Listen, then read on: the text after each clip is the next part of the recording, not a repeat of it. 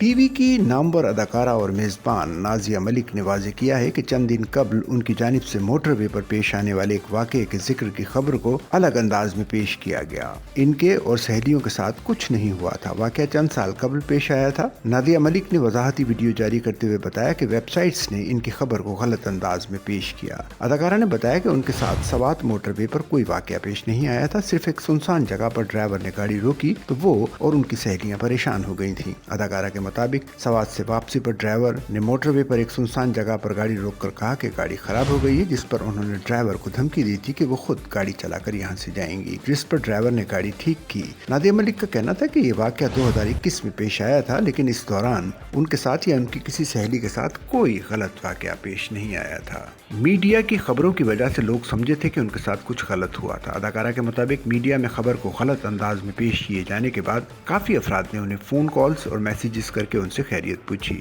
ہر کسی کو لگا کہ ان کے ساتھ ابھی کچھ ہوا ہے، لیکن ان کے ساتھ سفر کے دوران گاڑی خراب ہونے کا واقعہ 2021 میں پیش آیا۔ اداکارہ اور ٹی وی میزبان کے مطابق میڈیا میں غلط خبریں پھیلائی جا رہی ہیں، جس وجہ سے لوگ ان کے حوالے سے پریشان ہیں۔ خیال رہے کہ چند دن قبل نازیہ ملک نے نجی ٹی وی کے مارننگ شو میں مذکورہ واقعے کی تفصیلات بتائی تھیں۔ سچل نیوز نیٹ ورک کی ویڈیوز میں خوش آمدید۔ ناظرین، ویڈیو سے متعلق اپنی قیمتی رائے کا اظہار کمنٹ باکس میں ضرور کریں اور چینل کو سبسکرائب کریں۔